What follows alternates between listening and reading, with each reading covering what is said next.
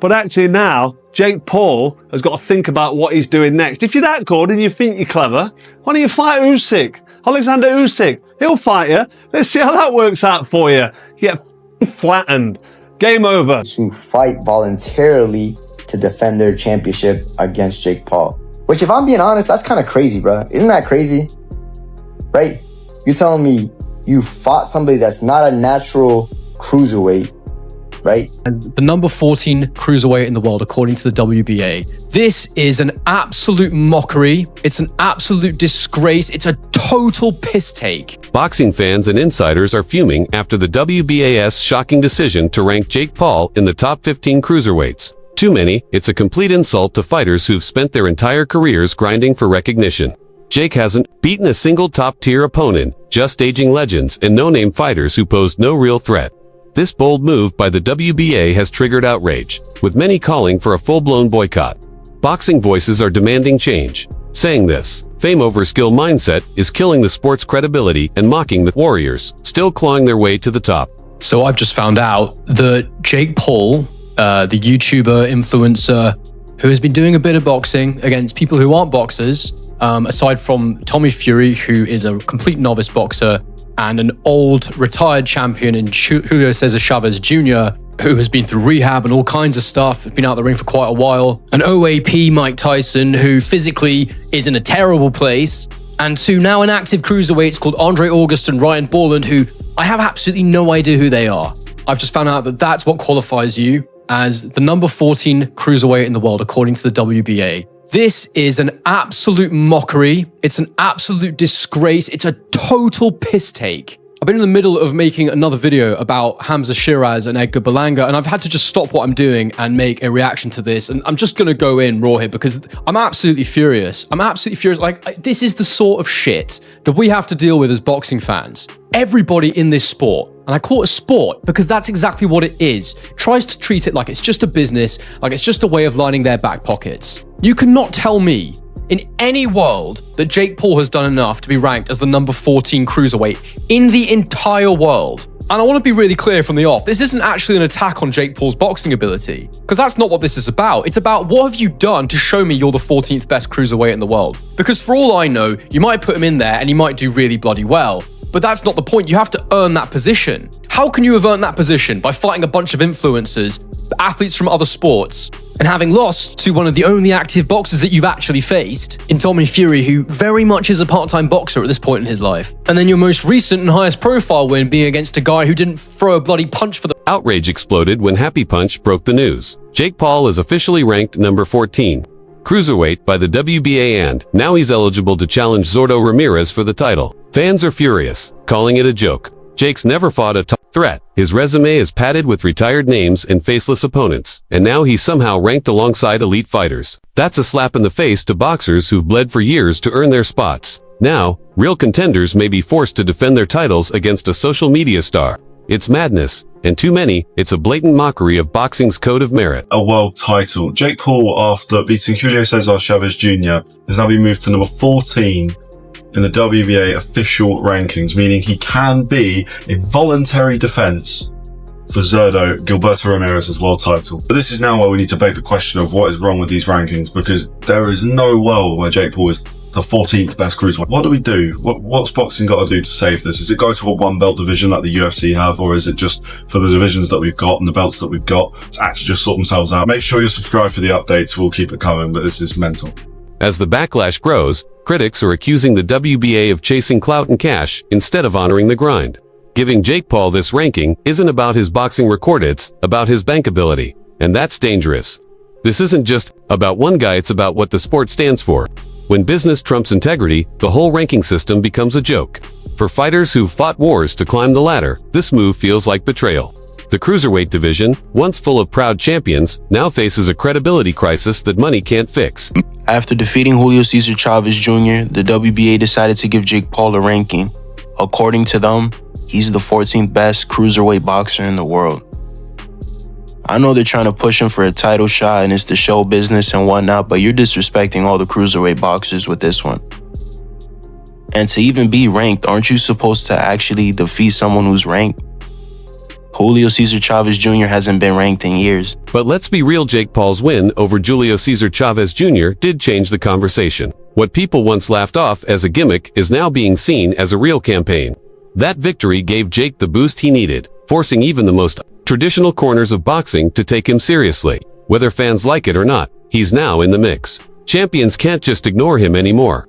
Jake has gone from internet sensation to a guy knocking on the title door. Still, critics argue that his rise has been way too easy given the level of opposition he's faced so far. So now that Jake Paul won his fight against Julio Cesar Chavez Jr., he's apparently ranked top 15 cruiserweights in the world. And apparently, I guess now, world champions are able to fight voluntarily to defend their championship against Jake Paul. Which, if I'm being honest, that's kind of crazy, bro. Isn't that crazy? Right? You're telling me you fought somebody that's not a natural cruiserweight, right? And now you're automatically ranked top 15 and you could fight a couple of world champions and it makes sense. Not that I think he beats any of them. I'm gonna be completely honest. I can't see it, bro. If Jake ends up beating somebody, yo, shout out to him. He finessed his way to the fucking top and a world champion and really like cemented himself into the history books. But the way that he boxes, he's just very sluggish. It's kind of slow. You know, I think any cruiserweight world champion, even Badu Jack, will defeat him. And I actually don't even understand why he even wants to fight Anthony Joshua, besides the bag, obviously. But what do you guys think, though? This whole shit has gone crazy. That Chavez Jr. fight, critics aren't impressed. Sure, Jake won, but against what? Julio looked like a statue in there. A former champion, yes, but he offered zero danger and barely threw punches. It looked more like a low-energy spar than a high-stakes fight. Fans expected a war and got a walkthrough, and yet, Jake is now being celebrated. Many fans feel like they're being gaslit. They want real wars in the ring, not highlight wins over washed-up names. To them, giving Jake praise for this performance rings hollow and cheapens the meaning of true competition. He did not throw barely any punches for the first half of the fight. More than half. First 8 rounds, you might say. Yeah, and a little life at the end, but too late when he knew the fight was winding down on time. I say this, that it was hard for me to gauge the performance of Jake Paul. Essentially a sparring session. And I'm trying to see, is he continuing? Is he developing? Is he getting better? And off of this fight, it was hard to gauge when you find a puncher bag, but then towards the end of the fight, I thought he was exposed. The stamina started to dip. The defense wasn't tight. There was some technical flaws. You could find them. You could hit him. In the end, he gets a decision. He gets another win. He keeps his show moving on. What'd you make of this fight? What'd you think of Jake Paul and his performance overall? Making no excuses for Jake Paul. Give him credit for what he's done with his career, with his promotion, with his business, with his dream. Give him credit. Give the guy credit. God almighty, he takes risk.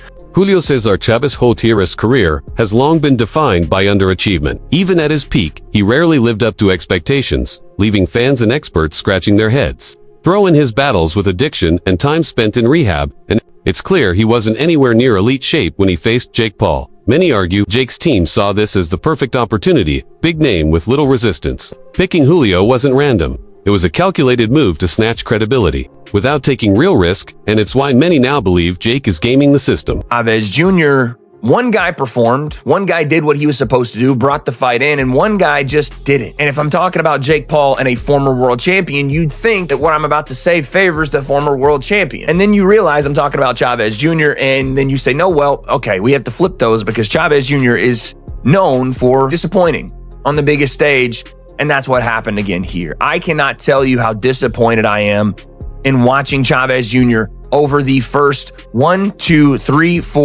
5 rounds throw a total of 36 punches. Now, I didn't say land. That's not what I said. I said throw. Chavez Jr. threw 36 punches over 5 rounds. And out of the 36 he threw, he landed 8. 8 punches through 5 rounds. 15 through 6. 20 through 7. He landed 20 punches through 7 rounds. When Rayo Valenzuela praised Jake's performance, it raised some eyebrows and gave Jake a dash of validation within the boxing world. Coming from an active fighter, Rayo's words carried weight. It signaled that Jake's skills might be improving, and that he's not just swinging for clicks. But hardcore fans weren't fully convinced. Was Rayo just being polite, or did he truly believe Jake earned that respect? One decent showing against a faded name isn't enough to erase doubts. For many, it felt more like a nod of sportsmanship than a stamp of approval. I missed you. Just want to get your reaction to the fight. Oh, great fight. Julio's back after all he's been through. So, I tip my hat off to him. It's not easy, especially to, when life throws at you sometimes. But, it was a good fight. What'd you make of how Jake Paul looked and fought? He doing his thing. Jake Paul's looking good. Shout out to him. Yeah. Do you think he's ready to fight maybe a top 15, top 20? Sure, yeah. So I guess where does Junior go from here in your opinion? It's up to him. He can retire if he want, or he can have another, fight like this. Fight a YouTuber or something. Yeah. In terms of you, Rayo, when can we see you back in the ring? I'll be back in the fall, hopefully. The fall? Yeah. You have an opponent in mind? Nothing set in stone. All right. Hey, just want to get your thoughts. The rematch between Lamont and Roach, how do you see it? Tank and Roach. That's a good fight. 50-50 fight, like the first fight. I'm gonna go, I don't know, whoever. Finally, Canelo and Crawford. Break it down. That's a good fight, man. That's a good fight. It's hard to count Crawford out, man, because he's just a dog. And if anybody's going to do it, it's going to be Crawford or Benavidez, So, Crawford, I don't know. I'll 50-50. 50-50. All right, Rayo, thank you. Thank you.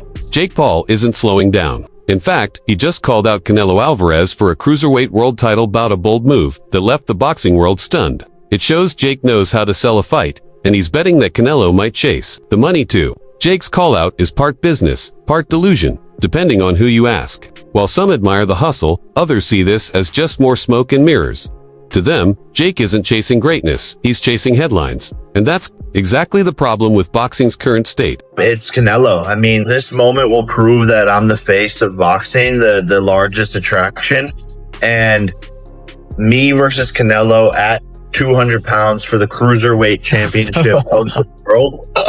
It's even bigger than me versus Tyson, and it makes so much sense. Canelo's on his way out. He's going to want a payday, and I want to show the world that all the shit I've been talking about beating Canelo is actually true, and I'll have the biggest upset in the sport of boxing. Show that I have more followers than etc. This is going to be the most watched fight of the century, so I'm going to be the new money man. Fans aren't just questioning Jake's opponents, they're questioning the fights themselves. A growing number of observers say Jake's bouts feel more staged than scrappy. Opponents look like they're showing up for a paycheck, not a win. That narrative eats away at Jake's credibility, making his victories feel empty. When fights seem choreographed for entertainment instead of competition, the whole ranking system starts to lose meaning.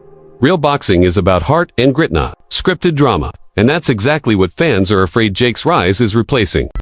As you are watching this video, Jake Paul and Julio Cesar Chavez are currently right now in the 7th round of their fight. But when you go to Google and Google the fight, it gives an accurate breakdown of all their past fights. And then it comes to the current fight, and it says that Julio Cesar Chavez Jr. loses a unanimous decision to Jake Paul in 2025. The fight has not even played out yet. Yet they're saying that this is the end results as they are fighting right now, currently as it stands. This leans testament to the fact that people state that Jake Paul has his fights fixed. What's your thoughts on this? This is nasty work. Unbelievable. This is Google. Google it yourself. Peace. Jake Paul's biggest weapon isn't his jab, it's his drawing power. The money he brings to the table has fighters lining up, not for glory, but for a massive payday. Title or not, facing Jake can change a boxer's financial future overnight. But that shift has consequences.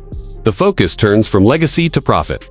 Fighters are now more likely to accept Jake's terms, even if it means bending the sport's traditions. This is the danger. Boxing becomes less about proving who's best, more about who can sell the most tickets. I just saw KSI saying that he's gonna fight Jake Paul in 6 months. What the fuck is this?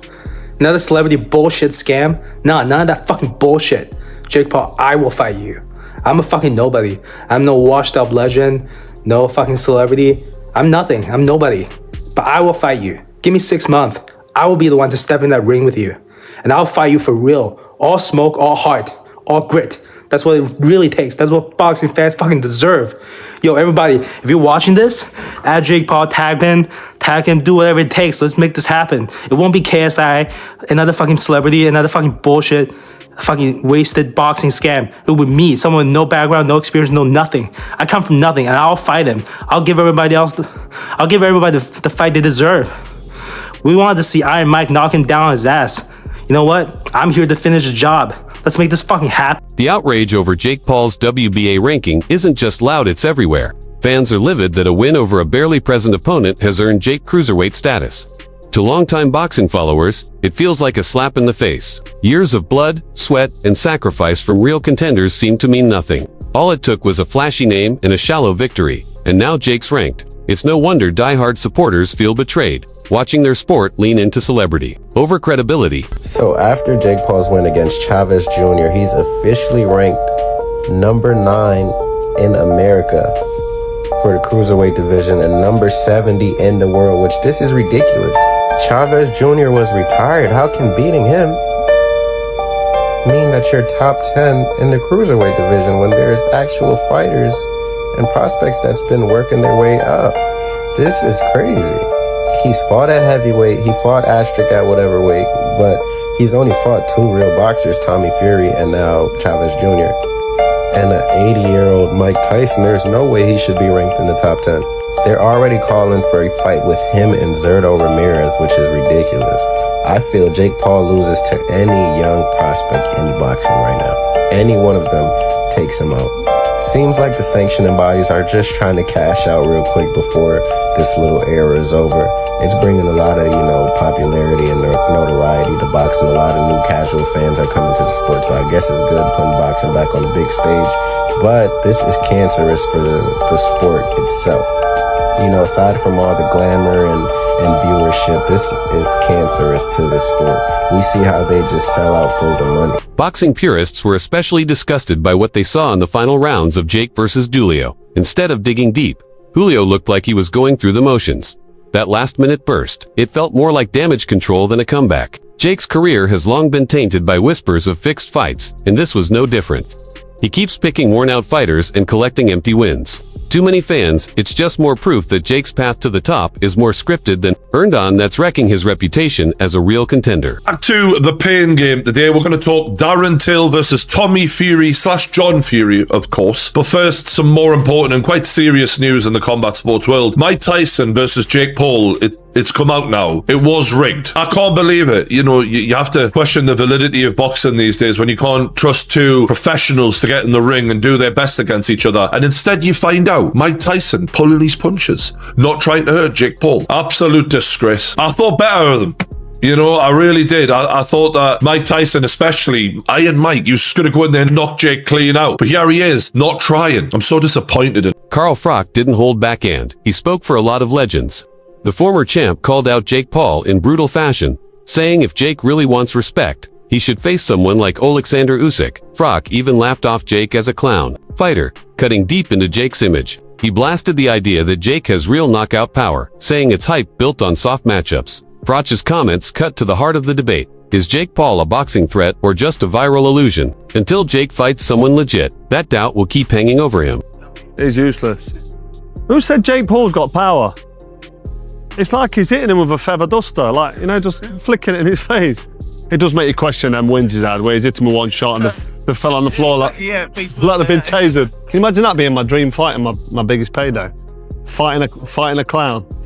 Jake Paul don't know what to do with himself when he's under pressure. He's on his back foot looking at the floor, probably closing his eyes. It's fair to say he's absolutely useless, isn't it? Jake Paul. He can't fight, can he? I reckon looking at that, how many rounds do you think I need to beat Jake Paul? Seriously, 2 rounds or a round? 1 round? Is that the end of Jake Paul now or what? He's absolutely useless.